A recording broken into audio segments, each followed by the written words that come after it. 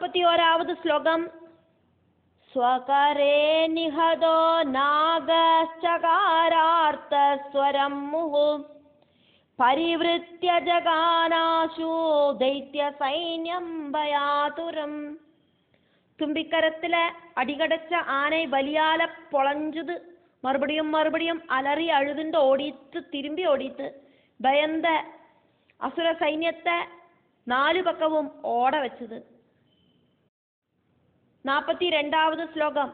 தானவஸ்து கஜம் வீட்யா பராவிருத்ய கதம் ரணாத் சமாவிஷ்ய ரதே ரம்யே ஜகாமாஷு சுரான்ரணே. போர்க்களம் விட்டு ஆனை திரும்பி ஓடுறத பார்த்த பிடாலன் அழகான ஒரு ரதத்தில் உடனடியா சாடி ஏறிண்டு தேவர்களோடு நேர பாஞ்சு வந்தான். 43வது ஸ்லோகம். துராஷாடவிதம் வீட்ச்ய ரதஸ்தம் புனராகதம் அஹனத்விஷிகைஸ்தீஷ்ணைராசி விஷசமப்ரபைஹி.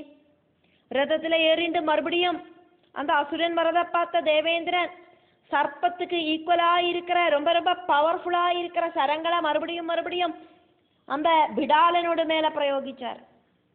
44வது ஸ்லோகம். சோபிக்ருத்தஸ்சகாரோக்ராம் பாணவிருஷ்டிம் மகாபலா பபூவதுமுலம் யுத்தம் தயோஸ்தத்ர ஜெயைஷினோ.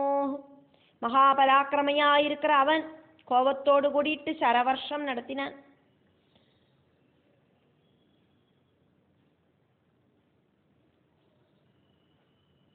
ஜெயிக்கணும் ஜெயிக்கணும் அப்படின்னு அசுரர்களும் நினைச்சா தேவர்களும் நினைச்சா, ஜெயிச்சே ஆகணும் அப்படின்னு 2 டீமும் நினைச்சா. அப்படி அவ தமிழ அதிபயங்கரமான யுத்தம் அங்க நடந்தது. 45வது ஸ்லோகம். இந்திரஸ்து பலினம் திருஷ்ட்வா கோபேனாகுலிதேந்திரியா ஜெயந்தமக்ரத கிருத்வா யுயுதே தேன சம்யுதா. பிடாலன் அப்படிங்கிற அசுரன் ரொம்ப ரொம்ப சக்தி வாய்ந்தவன் அப்படின்னு இந்திரனுக்கு தெரிஞ்சது. யுத்தம் செய்து டயர்டா தளர்ந்த இந்திரன் தன்னோட புத்திரனான ஜெயந்தனை முன்னால நிப்பாட்டிண்டு அந்த அசுரன்கிட்ட போராட ஆரம்பிச்சார். 46வது ஸ்லோகம். ஜயந்தஸ்து சிதைர்பாணைஸ்தம் ஜகானஸ்தனாந்தரே பஞ்சபி பிரபலாகிருஷ்டைரசுரம் மதகர்விதம். அகங்காரத்தோடு கூடின அந்த அசுரனோடு நெஞ்சில ஜெயந்தன் 5 அம்புகளை தொடுத்து விட்டான். 47வது ஸ்லோகம்.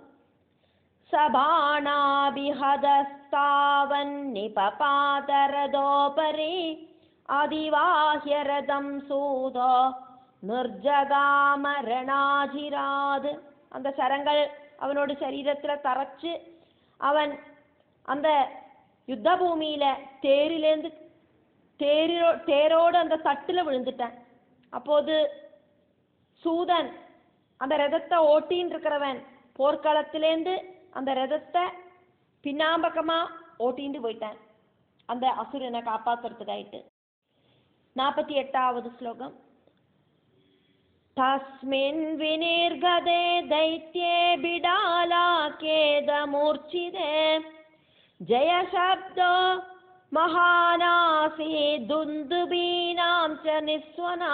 பிடாலன் அப்படிங்கிற அசுரன் மயக்கம் போட்டு அந்த யுத்த பூமியில திரும்பி ஓடினப்போ ஜெய ஜெயா அப்படிங்கிற சத்தம் துந்துபி நாதம் எல்லாம் அங்க தேவர்கள் முழக்கினா. அந்த யுத்த பூமி ஃபுல்லா தேவர்கள் ஜெயகோஷம் முழக்கினா.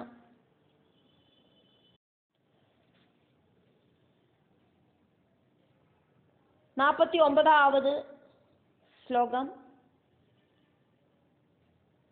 சுரா பிரமுதிதா சர்வே துஷ்டுவுஸ்தம் சஜீபதிம் ஜகுர்கந்தர்வபதயோ നനുർദുശ്ചാപ്സരോഗണ സകല ദേവർകളും അത് കേട്ട് സന്തോഷിച്ച ദേവേന്ദ്രനെ വാഴ്ത്തിന ഗന്ധർവ ശ്രേഷ്ഠர்களெல்லாம் പാട്ട് പാടിന അപ്സര സ്ത്രീകൾ നൃത്തം വെച്ച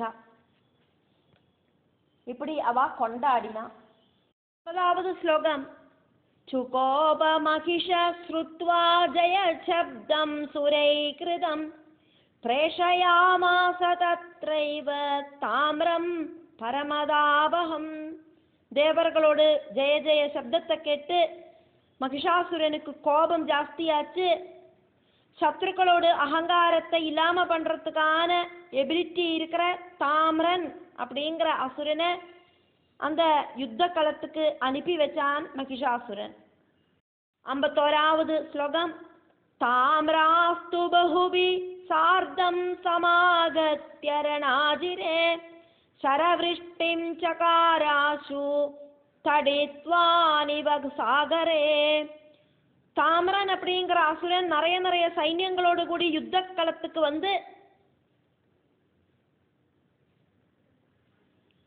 வானத்திலேந்து பெருமழை கோரி சொரியறா மாதிரி சரங்களை வர்ஷிச்சு தொடங்கினான். அவனோடு அந்த சரங்கள் வச்சிருக்கிற அந்த பையிலேந்து எடுத்தெடுத்து மழை மாதிரி வர்ஷிக்க ஆரம்பிச்சான். 52வது ஸ்லோகம் வருண பாசமுத்யம்ய ஜகாமத்வரிதஸ்ததா யமஸ்ச மகிஷாரூடோ தண்டமாதாய நிர்யயௌ. வருணன் அதுக்குள்ள பாசக்கயரை தூக்கிண்டு அதிசீக்கிரமா வந்தான். யமன் போத்தோடு மேல ஏறி உக்காந்துண்டு கையில குச்சி எடுத்துட்டு கிளம்பியாச்சு.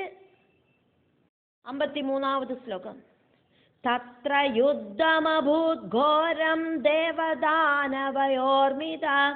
பாணை கட்கைச்ச முசலை சக்திபிஷ்ச பரஸ்வதை.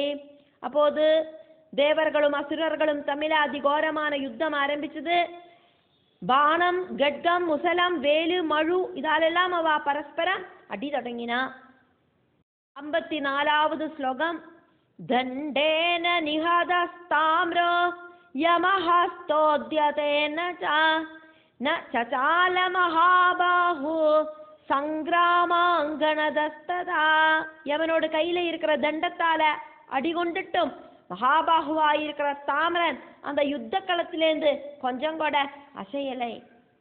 55வது ஸ்லோகம் சாபமாகிருஷ்ய வேகேன முக்த்வா தீவ்ரான் சிலீமுகான் இந்திராதீனகனத்தூர்ணம் தாம்ரஸ்தஸ்மின்ரணாஜிரே. உடனடியா அவன் பில்ல முறுக்கி தீஷ்ணங்களான அம்புகளை அனுப்பினான். அந்த யுத்த பூமியில இந்திராதி தேவர்களை எல்லாம் அவன் கிடுகிடா விறக்க வச்சான். பயந்து நடுங்கினா எல்லாரும். ஸ்லோகம் 56 சேதி தேவாசரைர் திவ்யைர் நிஷிதைச்ச சிலாசிதை நிஜக்னோர் தானவான் க்ருத்தாம் திஷ்ட திஷ்டேதி சுக்ருஷு. தேவர்களும் கோபத்தோடு கூடிட்டு ரொம்ப ஷார்ப்பான அம்புகளை அந்த அசுரனோடு நேர அனுப்பினா. நில்லு நில்லு அப்படின்னு கோபத்தோடு கூடிட்டு அசுரர்களோடு நேர தேவர்கள் சத்தம் போட்டா. 57வது ஸ்லோகம் நிஹதஸ்தை சுரைர் தைத்யோ மூர்ச்சாமாபரணாங்கணே हाहाकारो महानासी दैत्य सैन्ये भयातुरे. தேவர்களோடு அம்புகளால தாமரன் போர்க்களத்துல மயங்கி விழுந்தான். பயந்து போன அசுர சைன்யங்கள் ஹாஹா அப்படின்னு பெரிய சத்தம் போட்டா. தேவர்கள் இப்போ ஜெயிச்சு நிக்கிறா இப்படி சொல்லிட்டு பஞ்சம ஸ்கந்தத்துல 5வது அத்தியாயம் முடிவடைகிறது.